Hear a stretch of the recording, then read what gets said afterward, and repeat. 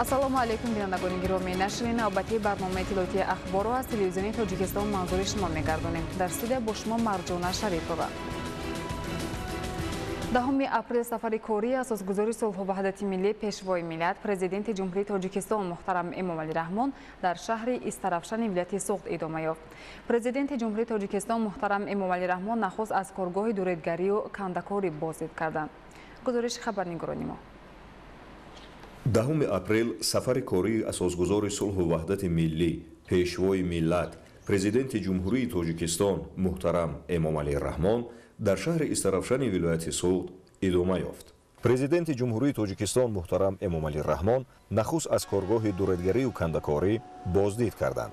ҷамъияти дорои масъулияти маҳдуди Шамси Ориён ки дар деҳоти зарҳалоли шаҳри Истарафшан ҷойгир аст, моҳи марти соли 2023 ба фаъолият оғоз кардааст. муассисони ҷамъияти дорои масъулияти маҳдуди Шамси Ориён Соли Азизов ва Собир Азизов мебошанд.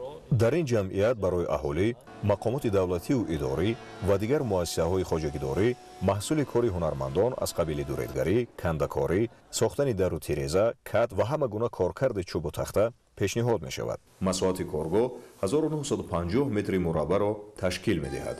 дар коргоҳ дастгоҳҳои автоматии фрезерӣ, нуқтаҳои рангубор, буриши чӯбу тахта ва кандакорӣ мавҷуд аст. айни ҳол дар маҷмӯъ 200 нафар мутахассисону устоҳо дар коргоҳи кандакории Соли Азизов фаъолият доранд. мутахассисон дар ин ҷо ба ҳайси шогирд қабул ва баъд аз омӯзондан соҳиби ҳунари волои кандакории замонавӣ шуданд. айни ҳол дар заминаи коргоҳ ба 20 нафар ҷавон ва 10 нафар бонувон касби ҳунармандӣ омӯзонда мешавад. ашёи хом дар коргоҳ аз Малайзия, Чин, Италия, Русия, Эрон, Олмон ва Туркия дастрас мешавад. барои сохтану омода намудани сутунҳо, айвонҳо, чӯб деворҳо ва дастранҷи дигари устоҳои коргоҳи мазкур аз дарахтони шумтол, булут, олаш, ҷалғоза, зерфун, заранд ва чормағз истифода мебаранд. баъзе намуди дарахтон аз ҷумла чормағз аз манотиқи гуногуни кишвар дастрас мешаванд. барои кандакор шудан аввал муҳим аст ки одам устои дуретгар шавад. давраҳои шӯравӣ ба ҳамин хел шуда буд ки не ин ки дар Истарафшан, дар тамоми ҷумҳурӣ устоҳои кандакор, ороишгар бисёр кам монда буданд. шукри истиқлолияти Тоҷикистон, шукри сулҳу суботи Тоҷикистон бо дастгириҳои муҳтарам ҷаноби олӣ ҳамин кор аз гӯем ки агар як тамоми ҷумҳурӣ ба 7 нафар 8 нафар устои кандакор бошад, ба шарофати ҷаноби олӣ ҳамин хел ривоҷ ёфт ки агар гӯем ки аз соли 2007 то имрӯза аллакай ҷумҳурӣ ба устои кандакор ё ороишгари чӯб, ороишгари гаҷ, ороишгари мис, тиллокорӣ, зардӯзӣ, тоқидӯзӣ, тамоми ҳунарҳои миллӣ ба ҳазорҳою аз ҳазорҳо гузаштанд. маҳсули кори устоҳои ҷамъияти дорои масъулияти маҳдуди Шамси Ориён дар мисоли айвонҳову сутунҳои бо санъати баланди кандакорӣ шуда писанди сокинону меҳмонон ва сайёҳон гардидааст. аз ҷумла ҳангоми баргузории чорабиниҳои бонуфузи сатҳи байналмилалӣ ки дар Тоҷикистон баргузор мешаванд, сарони як қатор давлатҳои дунё ба зебоию шаҳомати санъати миллии кандакории тоҷикӣ ва заҳмату ҳунари корҳои анҷомдодаи усто Соли Азизов баҳои баланд доданд. ҷараёни сохтану коркарди сутунҳо, чӯб деворҳо, қоби тиреза, дарвозаҳои хурду бузург ва дигар маҳсулоти омодашуда бо диди нозук ва ҳисси баланди зебоипарастии тасвирӣ омода шуда рӯи тахтаҳо ҳаккокӣ мешаванд. зимни боздид президенти мамлакат муҳтарам Эмомалӣ Раҳмон бо муассис ва коргарони ҷамъияти дорои масъулияти маҳдуди Шамси Ориён суҳбати самимӣ анҷом дода ба кори устоҳои коргоҳ баҳои баланд доданд. ба аҳли кормандони коргоҳи кандакорӣ аз номи пешвои миллат тӯҳфаҳо тақдим карда шуд. таъкид гардид ки санъати кандакорӣ аз ҳунарҳои қадима ва зебои миллати тоҷик аст ва барои зинда нигоҳ доштан онро бояд тариқи омӯзондани шогирдон ба наслҳои оянда ба мерос гузорем. муваффақияти корҳои мо аз дастгирии муҳтарам ҷаноби олӣ ана ҳамин ҳар як вохӯрдан ба таъкид мекунанд ки шогирда бисёр кун, шогирда тарбия кун, нони ту кам намешад. نان تو اگر یک تا باشد 10 میشد، رزق تو وسیع میشد. انا با نصیحت های همونو ما همین کار اجرا کرده ایستادیم.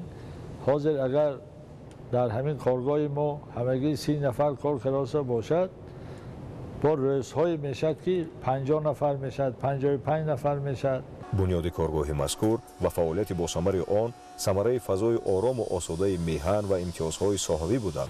در اساس دستور و هدایت‌های پیشوای ملت پرزیدنت جمهوری تاجیکستان محترم امامعلی رحمان جهت احیای هنرهای مردمی به کسب آموزی فرا گرفتن اهالی قابل مهنت، بنیاد کارخانه‌های خرد و بزرگ و در این زمینه تشکیل جایهای نو کاری به عمل آمده است. توجه پیشوای ملت محترم امامعلی رحمان با احیای هنرهای مردمی و صاحب معلومات و صاحب کسب گشتن اهالی مملکت خصوصا جوانان زیاد بوده. تدبیرهای اندیشیده حکومت مملکت برای در عمل تطبیق نمودن این هدفها ثمره بخش است. از جمله طی 10 سال اخیر قبول یکشنبه برنامه‌های دولتی در این سمت و همزمان اعلان داشتن سالهای رشد دهات، سیاحی و هنرهای مردمی برای سالهای 2019-2021 از زمره تدبیرهای بالاذکر است. من از سال 2010 در اینجا کار میکنم. هنری کندکاری مهارت بلند رو طلب میکنه. ما رو در اینجا آموزاندن، بعد ما استاد شدیم. حاضر بچه‌های جوان رو آموخته ایستادیم و آینده استاد شده میرم. در این کارگاه شرایط خوب داریم، معاش خوب داریم. مورد به تذکر است که زنان و بانوان خانواده سال عزیزов از جمله زوجه، خواهران و فرزندان نیز هنرمند بوده.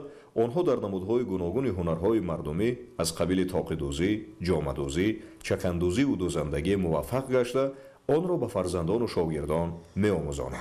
با تلاش و تشبس‌های سرور دولت محترم امامعلی رحمان، رابطه‌های دوستی و تجارتی و ترانزیتی با دولت‌های دنیا خوب به راه مانده شده است. این است که امروز برای خریداری و دسترسی تجهیزات گوناگون از جمله دستگاه‌های کارخانه‌های استحصالی از دولت‌های خارج امکانات فراخ بوده. مؤسسان کارگاه و کارخانه‌ها و صاحبکاران وطنی جهت خریداری و رسانیدن و مورد استفاده قرار دادن دستگاه‌ها و تجهیزات گوناگون تدبیرهای مؤثر عملی می‌نمایند.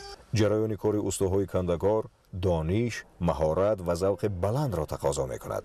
از جمله روند ساختن دروازه‌های بزرگ و یا تخت دیوارها سالها را در بر می‌گیرد. کار ما از سفته‌کاری، سنبه‌زنی عبارت است. ما را اول آموزاندن، بعداً به این سیخ استاد شدیم. این هنری قدیمی ملت تاجیک است. من در سیخ کندکاری استادسالی طول 3 سال است که همچون شاگرد فعالیت دارم و به من در اینجا خیلی چیزها را می‌آموزانند. بعد از 10 سال 15 سال استاد کامل شده شاگردان را تربیت نمایم. من منتداری خودم را با محترم پیشوای ملت امامعلی رحمان میرسانم که برای ما چنین کارخانه‌ها شروع کردند که ما در این کارخانه فعالیت داریم. نشان دهنده‌های استحصالی در 3 ماه یکم سال 2024 بیشتر از 270,000 را تشکیل نموده، درآمدناکی نسبت به 3 ماه یکم سال 2023 2 مراتب افزوده است. کارخانه در یک سال بیشتر از 1 میلیون سامانی درآمد صاف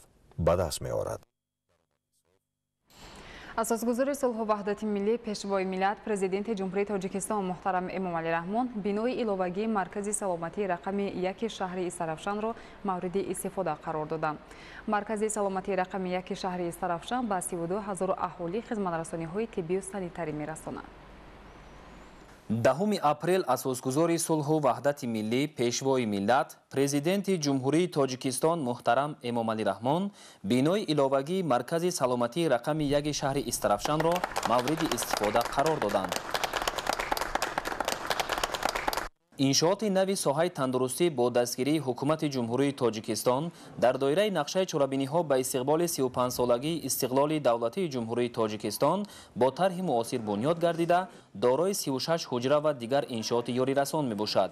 پیشوای ملت محترم امامعلی رحمان با شرایط در بینای نوبنیاد فراهم گردیده شناس شده تاکید کردند که با استفاده از این امکانیت‌ها کارمندان ساحه تندرستی را ضرور است منبع در سمت دسترسی اهالی به کمک اولیه тиббию санитарӣ фаъолиятро хубтару беҳтар ба роҳ монанд.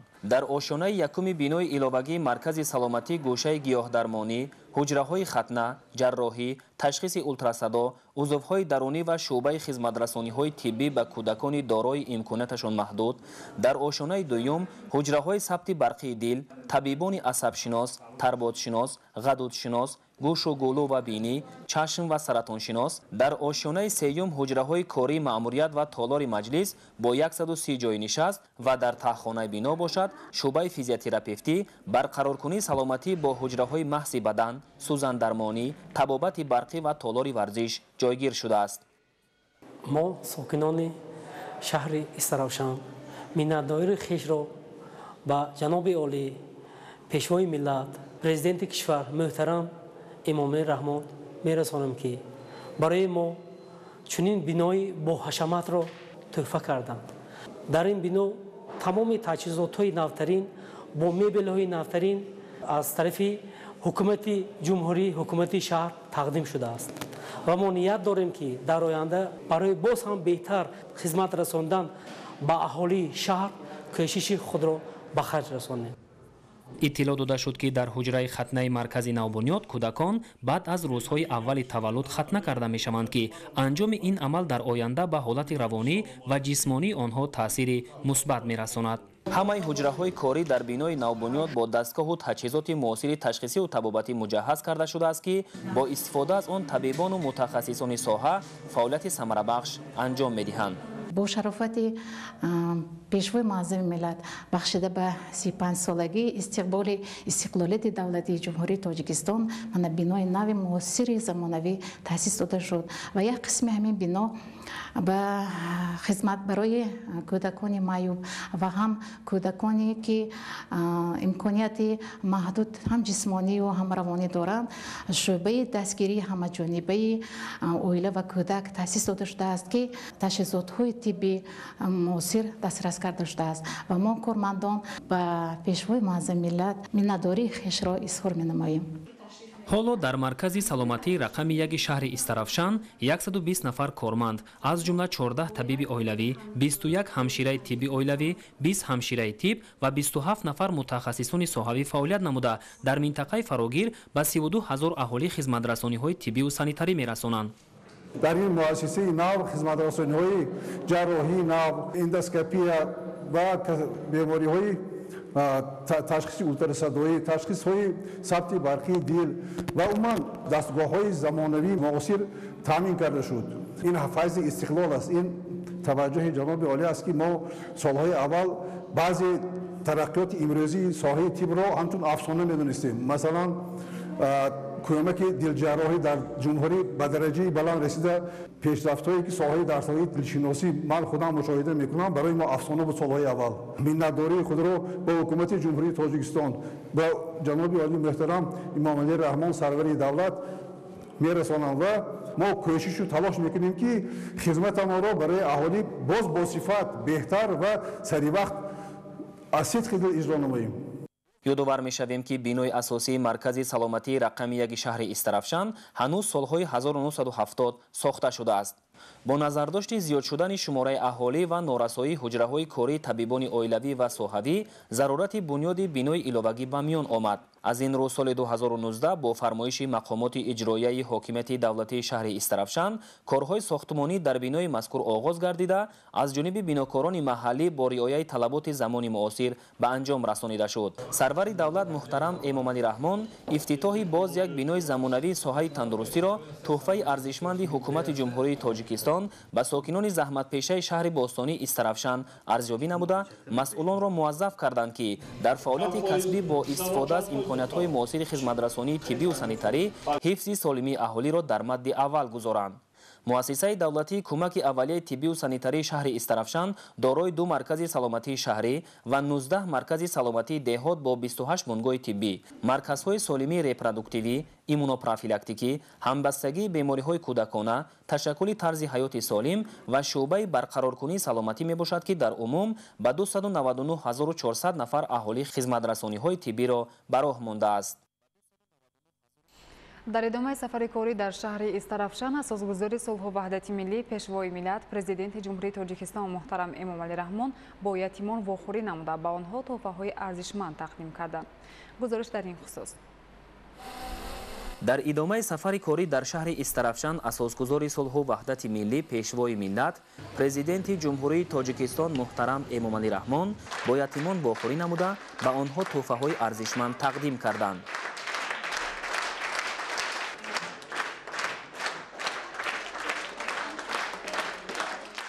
ضمن صحبت صمیمی با یتیمان سرور دولت محترم امامعلی رحمان اظهار نمودند که در سیاست پیشگرفته حکومت جمهوری تاجیکستان دستگیری و غمخوری پیوسته به یتیمان و بی‌پرستاران، عائله‌های نیازمند، شخصان امکاناتشان محدود و فراهم نمودن شرایط ضروری برای این طبقه اهالی موقع محوری دارد. به یتیمان که با امر تقدیر از نوازش پدر یا مادر محروم مانده‌اند دسترخوان ادانه آراسته شده، تحفه‌های مالی و پولی، لباس مکتبی و شیرینی‌ها تقدیم کرده شد. یتیمان هنگام صحبت با پیشوای ملت محترم امامعلی رحمان با اظهار خوشحالی برای غمخوری‌های پیوسته‌شان منتداری صمیمی بیان نمودند. افتخارمند از آنم که امروز به دیدار چنین شخص صاحب دل و فرزانه شرفیاب گشتم.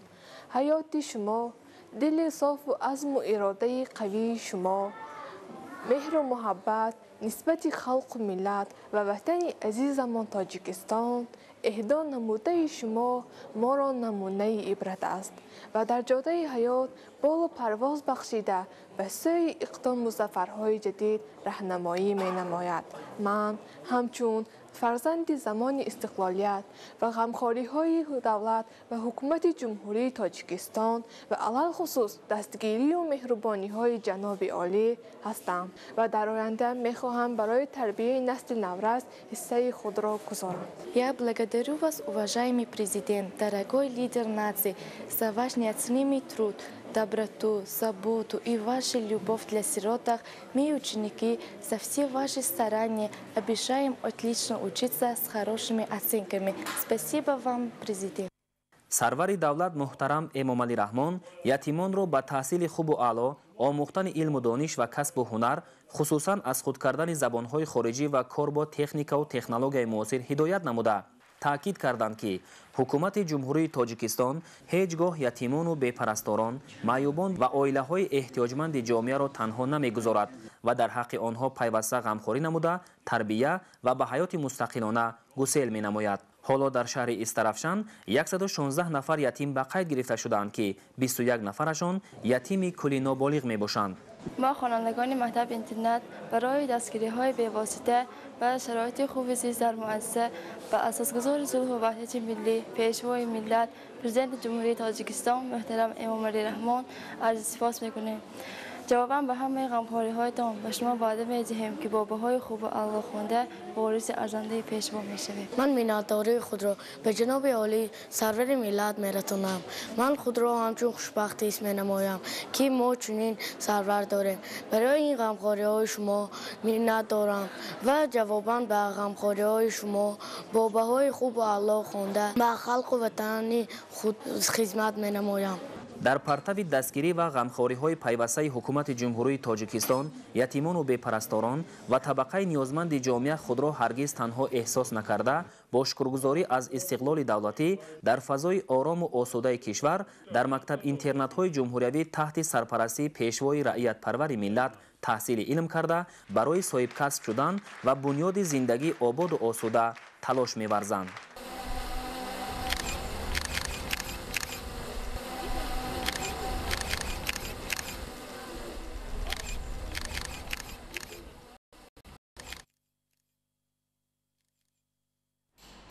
در شهر استرافشان اساسگذاری صلح و وحدت ملی پیشوای ملت پرزیدنت جمهوری تاجیکستان محترم امامعلی رحمان کارخانه استحصال خلطه‌های پلی‌پروپیلنی جمعیت دارای مسئولیت محدود نورپک را به کار درآورده. در کارخانه 10 نمود خلطه پلی‌پروپیلنی گوناگون حجم استحصال کرده می شود.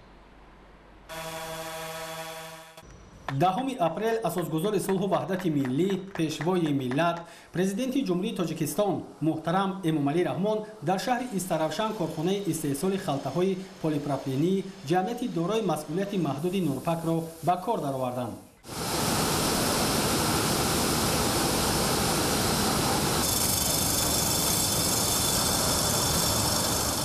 корхонаи нави саноатӣ дар доираи тадбирҳои созандагӣ ба ифтихори 35 солагӣ истиқлоли давлатии ҷумҳурии Тоҷикистон ва тибқи ҳадафи чоруми миллӣ саноатикунонии босуръати кишвар бо саҳми бародарони соҳибкор аз оилаи мусоифҳо бунёд гардидааст. дар корхона ду хатти муосири технологӣ ки аз кишварҳои пешрафта ворид гардидааст бо ҷалби мутахассисони ватанӣ васлу насб шуда 10 намуд халтаи полипропилении гуногун ҳаҷм бо ғунҷоиши аз 5 то 70 килограмм истеҳсол карда мешавад.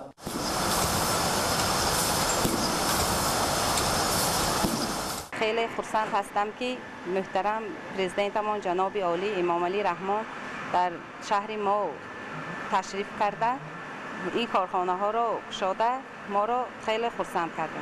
ما زنان زیاد در اینجا کار میکنیم.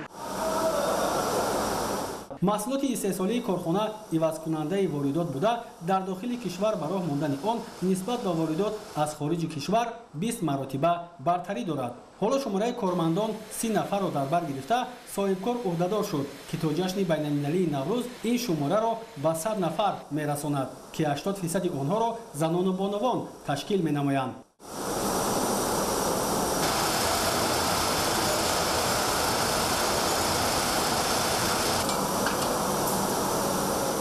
با سرور دولت محترم امام علی رحمان اطلاع داده شد که اقتدار استحصالی کارخانه در یک سال از 4 تا 6 میلیون دانه خلطه‌های پلیپروپیلنی گوناگون حجم میباشد. تمام نامگوی محصولات استحصال شونده از لحاظ نمود و صفت با معیارهای بین‌المللی جوابگو بوده در برابر پیشنهاد با بازارهای داخلی به خارج مملکت نیز صادرات کرده میشود. تشکر میگویم که در شهر استرابشان چنین کارخانه را بنیاد کردم. ما صاحبخانه زنها به جای کار دائمی تامین شدیم.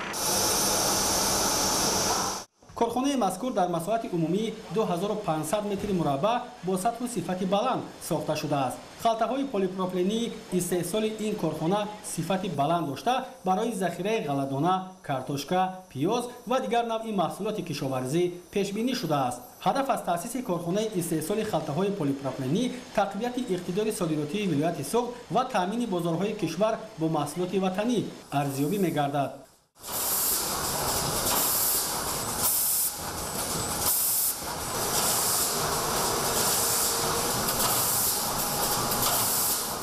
کارخانه مذکور دارای آشخانه برای 30 نفر، حجره لباس عوضکنی و دیگر حجره‌های کاری میباشد که همه آنها با میز و کرسی و دیگر شرایط مساعد مجهز میباشند. در همین جا با پرزیدنت جمهوری تاجیکستان محترم امام علی رحمان نمونه محصولات استحصالی این و دیگر کارخانه‌های صنعتی شهر استرابشان معرفی کرده شد.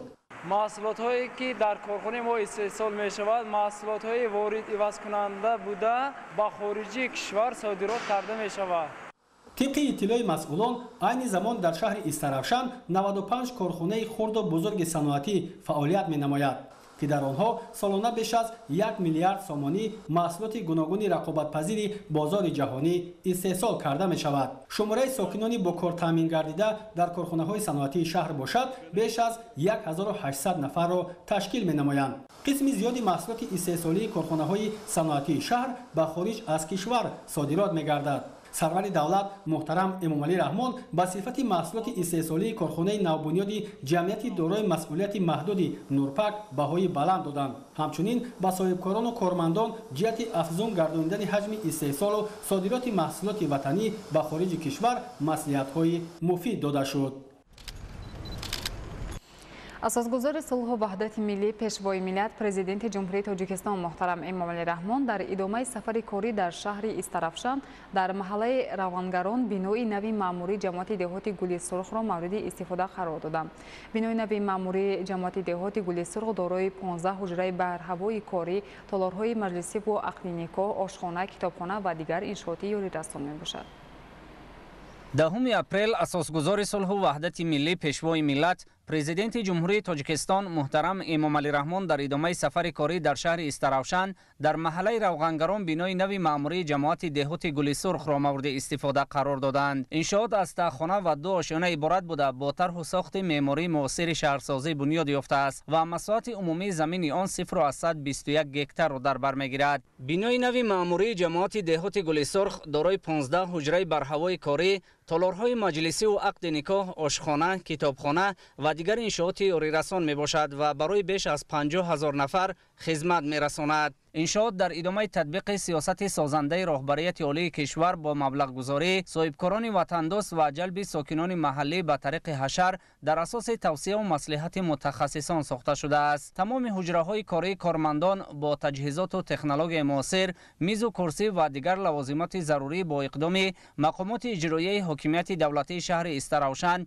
تامین کرده شده دارای شرایط خوب فعالیت و خدمت رسانی می باشند. سرور دولت محترم امام علی رحمان ضمن شناسایی با شرایط فراهم گردیده برای کارمندان مقامات خود اداره کنی محل در بینای نو به صفت کارهای انجام یافته بهای بلند و در جهت باز هم بهتر نمودن خدمت رسانی به مسئولان سفارش‌های مشخص دادند.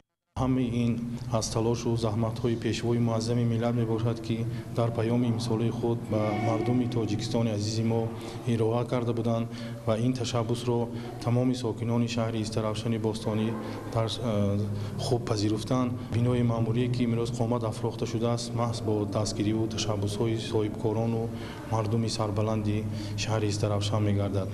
در بینای نوی جماعت دهات گل سرخ تمام شرایط ها برای خدمت رسانی ها فراهم آورده شده است. علل خصوص برای پیش بردن فعالیت کاری کارمندان همه شرایط هایی که امروز دیده ایستاده در سطح زمانوی و همه آن تکنولوژی که موثر است امروز برای فعالیت نمودن هر یک کارمند جماعت خیلی مفید است و ما با این غمخواری های پیشوای معظم ملت جواباً همین را گفتنی هستم که امروز سطح و صفت خدمت رسانی با مردم در سطح بلند میگذاریم و مراجعات های شهروندان را سریع وقت اجرا میکنیم و حرکت میکنیم که در تطبیق هدف های استراتژی برنامه های دولتی همیشه ما آماده هستیم و با سطح بلند همین آن را اجرا می‌نماییم. بینای نو ماموری از زمره تطبیق نقشه چهاربینی 35 سالگی استقلالیت دولتی جمهوری تاجیکستان در دهات گل سرخ می باشد. در اساس دستور و هدایت‌های سرور دولت محترم امام علی رحمان در دهات گل سرخ شهر استراوشن به استقبال این جشن بزرگ و فرخنده ملی بنیاد و تعمیر و نوسازی بیش از 100 انشاءات در سمت و ساحه‌های گوناگون به نقشه گرفته شده است که الکی 54 عدد قرار دادند. اطراف انشاءات در ادامه تطبیق هدفهای سازنده آباد و زیبا کرده شده. شبانه چراغ‌های گوناگون در 13 ستونپایه روشن نمایی موضع را تامین می‌نماید. با دستور و سفارش‌های پیوسته پیشوای معظم ملت جناب عالی پرزیدنت جمهوری تاجیکستان محترم امام علی رحمان عاید سزاوار جشن گرفتن 35 سالگی استقلالیت جمهوری تاجیکستان در قلمرو جماعت دهات گل سرخ مردم همه سرجم هستند و برای کارهای آبادانی سازندگی متحد هستند. با تشبث به واسطه اکثر صاحبکاران باور و ناموس جماعت دهات کل ساکنان جماعت دهات ساخته به استفاده دادن یکچند انشاءات‌های اجتماعی در حدود جماعت دهات این فعال نیک است. این توجه ها به واسطه برای بهتر گرداندن سطح زندگی مردم و خصوصا در منبع وابسته به بهداشت وضعیت اکولوژی و اینچنین بهداشت زندگی مردم خیلی مساعدت خواهد نمود. پرزیدنت جمهوری تاجیکستان محترم امام علی رحمان ضمن صحبت صمیمی با کارمندان جماعت دهات گل سرخ شهر استراوشن افتتاح بینای نو ماموری را تحفه ارزشمند برایشان نامیده آنها را برای بهتر نمودن صفت کار و خدمت رسانی، بررسی سریع مراجعات های ساکنان، سهمگذاری در تطبیق هدف های سازنده حکومت کشور و اجرای با ثمر برنامه های گوناگون دولتی هدایت نمودند. یادآور میشیم که گل سرخ از کلانترین جماعت های دهات شهر استراوشن بوده دارای 17 دهه می باشد. اساسگذار صلح و وحدت ملی پیشوای ملت پرزیدنت جمهوری تاجیکستان محترم امام علی رحمان همچنین در محله روغنگران شهر استراوشن بینای گروه گل سرخ شعبه ریاست کمیته دولتی امنیت ملی جمهوری تاجیکستان در شهر استراوشن ولایت سوغد را مورد استفاده قرار دادند. 10 اپریل اساسگذار صلح و وحدت ملی پیشوای ملت پرزیدنت جمهوری تاجیکستان محترم امام علی رحمان همچنین در محله روغنگران شهر استراوشن بینای گروه گل سرخ شعبه ریاست کمیته دولتی امنیت ملی جمهوری تاجیکستان در شهر استراوشن ولایت سوغد را مورد استفاده قرار دادند. انشاءات در اساس دستور و هدایت‌های به واسطه سرور دولت محترم امام علی رحمان در زمینه تطبیق سیاست بنیادکارانه حکومت کشور با مقصد فراهم آوردن شرایط خوب کار و فعالیت برای کارمندان این ساحت در شهر استراوشن ساخته شده است. فرمایشگر بنیاد انشاءات انشاءات مقامات اجرایی حکومت دولتی شهر استراوشان بوده، آن در دایره آمادگی‌ها به استقبال جشن بزرگ عمومی ملی 35 سالگی استقلالیت دولتی جمهوری تاجیکستان ساخته شده است. پرزیدنت جمهوری تاجیکستان محترم امامعلی رحمان با چند نفر کارمندان خانه‌های استقامتی تحفه نموده به فرزندان آنها شیرینی و بازیچه‌های گوناگون تقدیم کردند. بینای خدمتی گروه گل سرخ شعبه ریاست کمیته دولتی امنیت ملی جمهوری تاجیکستان در شهر استراوشان ولایت سوخت در اساس طلبات امروزه با تجهیزات معاصر نظارتی تامین می باشد. پیشوای ملت پرزیدنت جمهوری تاجیکستان محترم امامعلی رحمان ضمن شناسایی با شرایط مهیا گردیده در این بنا با صفت کارهای انجام یافته بهای بلند داده کارمندان را برای کار و فعالیت و خدمت صادقانه و صافدلانه به نفع دولت و ملت هدایت نمودند. در دهه روانگران دهات گل سرخ شهر استراوشان اساسگذار صلح و وحدت ملی پیشوای ملت پرزیدنت جمهوری تاجیکستان محترم امامعلی رحمان بینای مؤسسه تا مکتب شیرخوارگاه کودکستانی رقم 8 را افتتاح نموده با شرایط فراهم شده در آن شناس شدند. 10 اپریل اساسگذار صلح و وحدت ملی پیشوای ملت پرزیدنت جمهوری تاجیکستان محترم امامعلی رحمان در دهه روغنگران دهات گل سرخ شهر استراوشان بینای مؤسسه تا مکتبی شیرخوارگاه کودکستان رقم 8 را افتتاح نموده با شرایط فراهم شده در آن شناس شدند. مؤسسه تا مکتبی تبسم به استقبال سزاوار 35 سالگی استقلال دولتی جمهوری تاجیکستان با سهم صاحبکاران محلی و شخصان سخاوت پیشه دهه به طریق حشر ساخته شده برای به غمخواری فرا گرفتن 140 کودک پیش بینی شده است.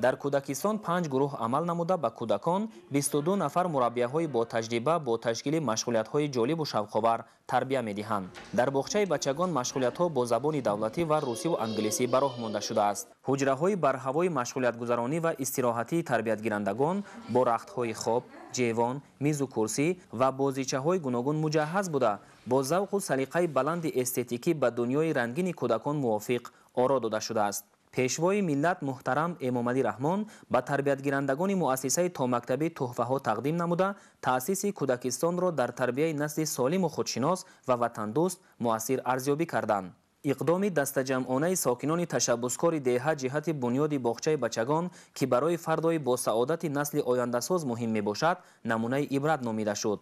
زیرا قبلا در دهه روغنگران مؤسسه تحصیلات تا مکتبی موجود نبود و ساکنان فرزندان خود را به شهر و دهات دیگر استراوشان می بردند. با قامت افراختن بینای کودکستان این مشکلی چندین ساله ساکنان دهه برطرف گردید. در حدود مؤسسه نوبنیاد تحصیلات تا مکتبی صحبتکده ها میدانچه های بازی و حفظ شناوری ساخته شده برای فراغت و استراحت خوش تربیت گیرندگان شرایط ارزنده فراهم آورده شده است.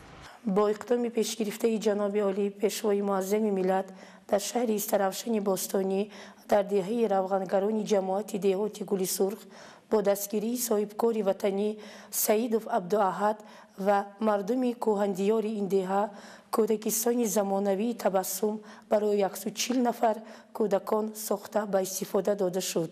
کودکستان دارای 5 گروه، 4 ایوانچه بازی، حفظ شناوری، میدانچه ورزشی می باشد. مشغولیت‌ها در این کودکستان با زبان‌های روسی و انگلیسی خوب به راه مانده می شود. ما معارفچیان تصمیم گرفتیم که صفی چنین کودکستان‌های زمانوی را در یک جایگی با صاحبکاران وطنی تا تجلیل جشن 35 سالگی استقلالیت جمهوری تاجیکستان عزیزمان ساخته به استفاده خواهیم داد.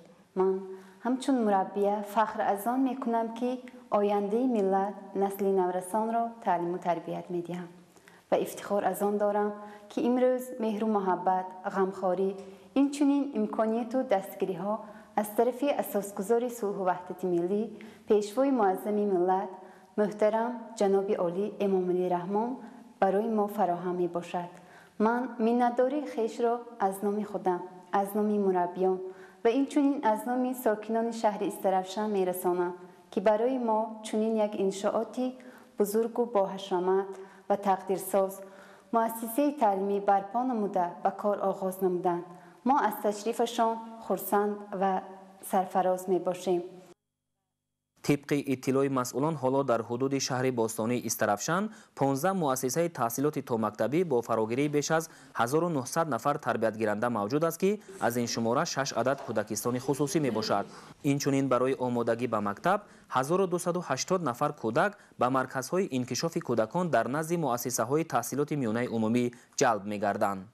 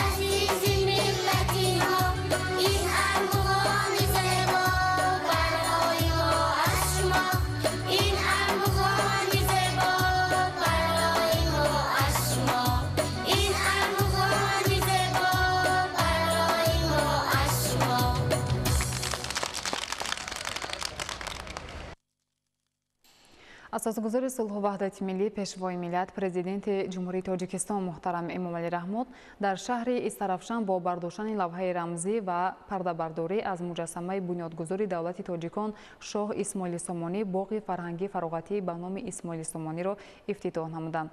طبق نقشه گنرالی در حدود باغ مجسمه شاه اسماعیل سامانی گذاشته شده است که بلندی آن 12 متر می باشد. اساسگزار صلح و وحدت ملی پیشوای ملت پرزیدنت جمهوری تاجیکستان محترم امامعلی رحمون در شهر استرافشان با برداشتن لوحه رمزی و پرده برداری از مجسمه بنیادگذار دولت تاجیکان شاه اسماعیل سامانی باغ فرهنگی فراغتی به نام اسماعیل سامانی را افتتاح نمودند.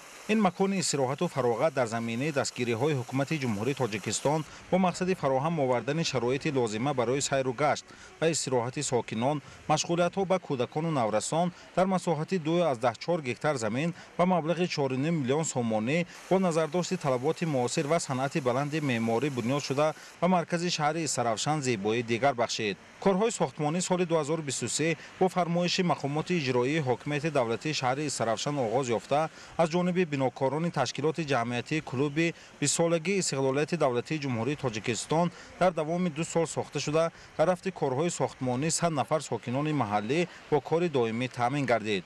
طبق نقشه گنرالی در حدود باغ مجسمه شاه اسماعیل سامانی گذاشته شده است که بلندی آن 12 متر می باشد. برای استراحت و فراغت خوش و خاطرمان ساکنان و مهمانان و سیاحان راهروهای وسیع، گلگشت‌های زیبا، نشستگاه‌ها، فواره‌ها، صحبتکده‌ها و برای دوستداران ورزش و تربیت جسمانی و مشغولیت کودکان جای‌های مخصوص تشکیل و تجهیزات ورزشی نصب کرده شده است که مکان استراحت و بازی کودکان، مشق و تمرین جوانان و سالمگردانی و تربیت بدن برای ساکنان می باشد. امروز ما مردم شرفمند شهر استراوشان بسیار خرسندیم، زیرا که آرزوی چندین ساله مردم شهر استراوشان جامعه عمل پوشید. امروز ما چنین باغ زیبای نداشتیم و امروز صاحب چنین باغ زیبای شدیم که دیر باز انتظار بودیم و مردم میتوانند در این باغ هر روز بیایند بگاهی تماشای باغ سیر و گشت کنند. روزهای استراحت میتوانیم با کودکان مردم میتوانند نویرهای خود را بیارند سیر و گشت کنند.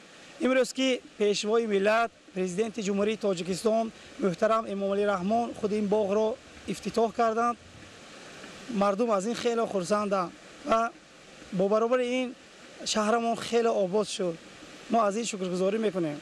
در شامگاهان نمای باغ فرهنگی فراغتی خیلی زیبای دلربا گردیده 70 عدد ستونپایه‌ها با دستگاه‌های روشنی‌دهنده و چراغک‌های گوناگون رنگ و حدود انشاءات حسن دیگر جمع می‌کنند. گرد و اطراف باغ فرهنگی پنجره‌بندی گردیده دروازه درآمدگاه آن نیز با صنعت بلند معماری آرا یافته است. در موضع‌های گوناگون باغ فرهنگی صد بیخ درختان سایه‌افکن و همیشه سبز و گل‌های بیشمار موسمی شنانیده شده مساحت پره زمین میسازار کرده شده است. درختان و گل و بوته‌ها به طور قطرگی آبرسانی شده راهروهای باغ نو با صنعت بلند معماری سفالک‌پوش گردیدند. باغ فرهنگی و فراغتی به نام اسماعیل سامانی در شهر استرافشان را جای استراحت و فراغت و نشانه ارج و احترام به دولتداری تاجیکان معنی داد کردن ممکن است. این منظری زیبایی که ما قرار داریم استفاده داده شد، این باغی به نام اساسگذاری دولت سامانیان، بنیادگذار دولت ملی ما شاه اسماعیل سامانی است که واقعا یک گلگشت بسیار زیبا. این مکانی خب جمع آمدن اهل ایجاد، اهل هنر و جای جمع آمدن و چهاره‌بینی های فرهنگی و معرفتی جلب گردیدن تمام ساکنان شهر استرافشان و مهمانان وطنی و خارجی خواهد بود. ساکنان شهر استرافشان بنیاد چنین مکان زیبای فرهنگی و فراغتی را باز یک اقدام سازنده و شهادت وسعت بنیادکاری‌ها در تاجیکستان صاحب استقلال، شرافت صلح و ثبات جامعه و هدف‌های سازنده ارزیابی نمودند. در ادامه سفر کاری در شهر استرافشان و افتتاح باغ فرهنگی فراغتی به نام اسماعیل سامانی، اساسگذار صلح و وحدت ملی پیشوای ملت پرزیدنت جمهوری تاجیکستان محترم امام علی رحمان از نمایشگاه هنرهای مردمی و طعامهای ملی هنرمندان و ساکنان شهر استرافشان بازدید نمودند. در شهر استرافشان 160 نامگوی هنرهای مردمی موجودند که الحال از روی 105 کسب هنری مردمی محصول آماده می‌گردد.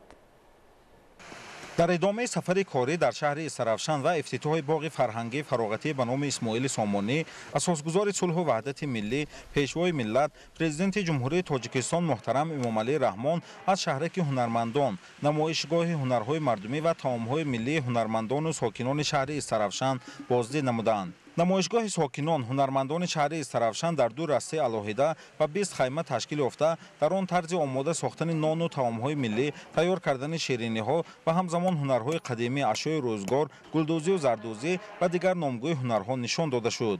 قالین‌هایی که ما استحصال می‌کنیم اساساً از پشم‌هایی که از گوسفندهایی که در قشلاق‌ها هستند گرفته شده است، تیار کرده می‌شود. با رنگ‌های طبیعی رنگ می‌دهیم و همه آن رنگ‌هایی که شما دیده ایستادید از رنگ‌های طبیعی تیار کرده شدند و بعد زن‌هایی که در دهات هستند آن زن‌ها پشم‌های رنگ کرده ما رو گرفته رسپان می‌رسند. بعد از آن رسپان ها ما قالین تیار میکنیم. در دهه های استرافشان 30 نفر با رسپان ریسی مشغول هستند و بیشتر از 30 نفر دیگر با قالین بافی در خانه هاشون اینچنین در مرکز ما مشغول هستند. سیاحان خارجی، شهروندان خارجی اساساً به چیزهایی که دستی بافت میباشند طبیعی میباشند توجه خاص مینمایند. در شهر استرافشان 160 نامگوی هنرهای مردمی موجودند که الحال از روی 105 کسب هنرهای مردمی محصولات آماده می‌گردد. با نمایشگاه صنعت و هنرهای باستانی، نقاشی، کندرکشی، کندکاری، ساختن ارمغان‌ها از چوب، سازتراشی، صندوقسازی، مسگری، آهنگری، کارسازی، چرمگری، کلالگری، زرگری، شانگر، عجوبه‌سازی، رسامی، گلدوزی، زردوزی، توقی‌دوزی، چیتگری، کشیده‌دوزی، اطرس و ادرس بافی، قالین بافی، لباس‌های ملی تاجیکی که محصول دست هنرمندان چهره دست میباشد، زیب و زینت بخشیدند. همزمان در گوشه‌های الهیده باغ فرهنگی و فراغتی به نام اسماعیل سامانی از جانب هنرمندان در دیگ‌های الهیده طرزهای تیار کردن نبات، پرورده، نشالو، حلواپزی، شیرینی‌های گوناگون، نانپزی، فطیر و قلمه، سنبوسه، اصول خشکسازی مویز و دیگر هنرهای مردمی نشان داده شد. ما با مشغولیت خشک کردن انگور یعنی که استحصال مویز، بسته‌بندی مویز مشغول هستیم. نوع‌های انگوری کشمیش، انگوری سیاهی بدانک، انگوری طایفی را خشک کرده و بازار داخلی و بازار خارجی کشور صادرات میکنیم. این کسب از پدر از بابای ما به ما میراث مانده است و فرزندان ما نیز این کار را ادامه داده شدند. ما در خانه این کار را با فرزندان به اتمام میرسونیم. نواد یکم نواد سفید میشد، نواد زرد، نواد سرخ میشود. درباره نوادپزی ما نیز بسیار کسب‌ها رو میتونیم پرورده پزی، حولاپزی، نون حوله پشمک، نون کنجیتین، حوله لوز، آنچه که از ما همش از پدر و بابایان ما آموخته هستیم. پرزیدنت مملکت محترم امامعلی رحمان با هنرمندان شهر استرافشان صحبت صمیمی دایر کرده توجه اهل هنر را به هرچه بیشتر کار فرمودن تخیل ایجادی در آماده سازی اشیا، رونق هنر، آماده سازی شاگردان جلب نمودند. تاکید گردید که هنرهای قدیمی به طلبات زمان امروزه موافق در زمان رشد علم و تکنیک و استحصالات همان ماهیت خویش را نگاه داشته طلبات به آن زیاد است. پیشوای معظم ملت پرزیدنت کشور جناب عالی امامعلی رحمان در همه برآمدهایشان نسبت هنر و هنرمندی، نسبت رواج و رونق یافتن هنرهای مردمی، احیا کردن هنرهای مردمی سخنرانی میکنند که این باعث افتخار هر یک هنرمند می باشد. مؤسسه دولتی تعلیمی کالج هنرهای مردمی شهر استرافشان محض با دستگیری و تشبث پیشوای معظم ملت سال 2009 تأسیس یافت. مقصد اساسی تأسیس یافتن این کالج هنرهای مردمی پیش از همه احیا نمودن هنرهای مردمی، رواج و رونق دادن هنرهای مردمی می باشد که امروز ما هنرمندان این هنرهای صافی تاجیکی را رواج و رونق داده ایستادیم. تشریف جناب عالی ما را باز روح بلند کرد. دستور و سپارش هایی که از طرف جناب عالی داده شد ما کوشش به خرج میدیم که برای رشد و نموی هنرهای مردمی شهر استرافشان ما خدمت کنیم. کالج هنرهای مردمی این نه بلکه برای استرافشان بلکه این برای تمام هنرمندان جوان را جمع کردن و احیا نمودن هنرهای والای تاجیکی را می باشد. گذشتگان ما از زمانهای قدیم به هنرمندی و کاسبی شغل داشته در طول عصرهای زیاد جهت ایجاد صدها نوع هنر راه شدند. در زمان امروز نیز هنری دستی که با ذوق و سلیقه بلند آماده می شود توجه سیاحان به ارمغان‌ها بیشتر بوده محصول کار هنرمندان در برابر معرفی هنر و فرهنگ ملی واسطه درآمد به هر شخص صاحب هنر می گردد. این سپارش‌هایی که جناب عالی برای ما دستگیری ما هنرمندای یاش کادرهای یاش از نو یاد داده بسیار کردن بسیار صحبت گزارنده بودن همچون سپارش دادن که همین مسگری که در روی میز کندکاری که بود که 60 ساله 70 ساله ها از بین رفته بود همین با از نو ما هم احیا کردیم کارهای مسگری کنه سازی به طلبات بسیار بغیر کنه من دیدید که لگنگ های و من آفتابه های چاینک های همین چیزهای هم میساز هم کندکاریش برای کار موندیم من نبیرا علاقه سر کرده یاد گرفته ساخته شده. نمود اولش یکم تیار کردی کارامای جناب عالی با من پیشکش کردم نشون دادیم که البته با ما من اولادی خودم دوام میدیم. شهر استرافشان از نگاه جغرافی در منطقه شاهراه ابریشم جایگیر بوده، همچون شهر هنرمندان از قهر عصرها معروف است و 160 نامگوی هنر و هنرمندی اینجا موجود است. باید یادآور شد که یک دوره توجه به کسب و هنرهای قدیمی کم گردید و بعد صاحب استقلالی کشور با توجه و دستگیری پرزیدنت جمهوری تاجیکستان پیشوای ملت محترم امامعلی رحمان قبول و تطبیق برنامه‌های دولتی رشد هنرمندی در جمهوری تاجیکستان، تأسیس گرانت‌های دولتی، بنیاد بنای تعلیمی کالج جمهوری هنرهای مردمی در شهر استرافشان که با تشبث پرزیدنت جمهوری تاجیکستان پیشوای ملت محترم امامعلی رحمان روی کار آمد و جلب جوانان به آموزش کسب و هنرهای مردمی از نو احیا و رشد یافتند و امروزه نمایش هنرمندی و پیشنهاد صدها نمونه محصول هنر و مهارت بازگوی هنر اصیل تاجیکان است. اساسگزار صلح و وحدت ملی پیشوای ملت پرزیدنت جمهوری تاجیکستان محترم امامعلی رحمان در ادامه سفر کاری در شهر و ناحیه‌های ولایت سوخت بنای نوبنیاد قصر فرهنگ شهر استرافشان را افتتاح نمودند. در بنای قصر فرهنگ شهر استرافشان 30 نفر با جای کار دائمی تامین شدند. برای اجرای کارهای ساختمانی 150 بناکار محلی جلب گردیدند. 10 اپریل اساسگزار صلح و وحدت ملی پیشوای ملت پرزیدنت جمهوری تاجیکستان محترم امامعلی رحمان در ادامه سفر کاری در شهر و ناحیه‌های ولایت سوخت بنای نوبنیاد قصر فرهنگ شهر استرافشان را افتتاح نمودند.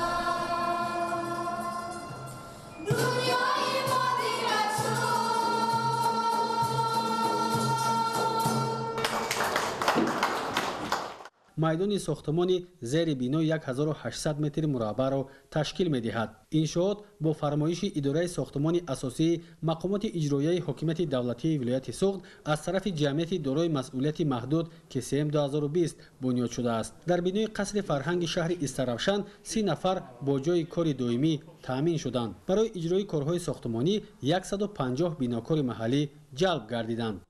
باعث افتخار است که امروز در یکی از مکانهای زیبا و نظرربای شهر استرافشان با اشتراک اساسگزار صلح و وحدت ملی پیشوای ملت پرزیدنت جمهوری تاجیکستان محترم امامعلی رحمان بنای نو قصر فرهنگ به فعالیت آغاز نمود. در ساختمان قصر فرهنگ مصالحی است بلند صفت استفاده گردیده است که آن سالهای طولانی خدمت می‌نماید. بنای مذکور از تخانه و 2 آشیانه عبارت بوده. در تخانه آن برای انسامبل های رقصی، ششمقام سرایان و گروه های استرادی و فولکلوری امکانیت های بهترین فراهم می باشد. در آشیانه یکم تالار کشاد و برهوای کنسرتی با 1000 جای نشست، نقطه نظارت بخطری جای داده شده. آشیانه دوم از حجره های کاری و کتابخانه عبارت است. قصر فرهنگ با اسلوب خاص معماری ملی ساخته شده، داخل آن با جلب ساختمانچیان ماهرانه گچکاری شده است که دقت جلب کننده به نظر می رسد. نمای بیرونی آن باشد به زیبایی شهر حسن تازه ضم نموده است.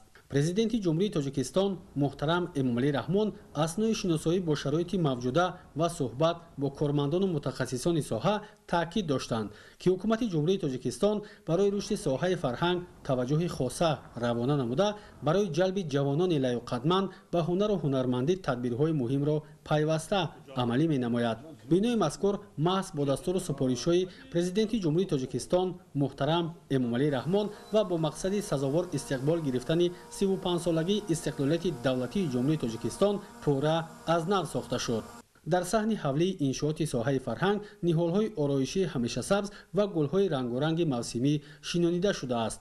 чунин бинои зебову муҳташам бо ҳуҷраҳои кории муосир орзуи деринаи аҳли фарҳанги шаҳри истаравшан буд. як қасри боҳашамат барои мо фарҳангиёни шаҳри истаравшан туҳфа гардид. мо хеле хушбахт ва хурсанд ҳастем ки дар ин фазои сулҳу суботи меҳан, дар ин фазои мутантан мо пешвои миллатамонро пешвоз гирифта хурсандӣ намуда истодаем. мо хеле хушҳол ҳастем ки дар шаҳри истаравшан ин қасри бошукӯҳ бунёд гардид. ҳамчун рамзи эҳтиром ва миннатдории самимӣ ба таваҷҷӯҳ ва ғамхориҳои пешвои муаззами миллат ба соҳаи фарҳанг аҳли ҳунари шаҳри истаравшан дар толори кушоду барҳавои тозабунёди қасри фарҳанг барномаи ҷолибу рангин пешниҳод карданд.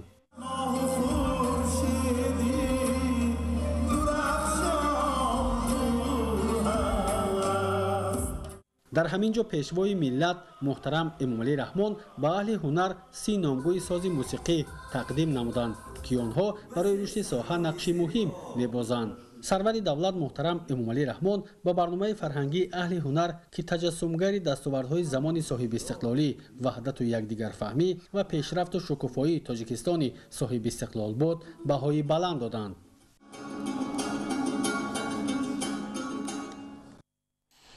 бинандагони гиромӣ, нашри навбатӣ барномаи иттилоотии ахбор хотима меёбад. саломат бошед.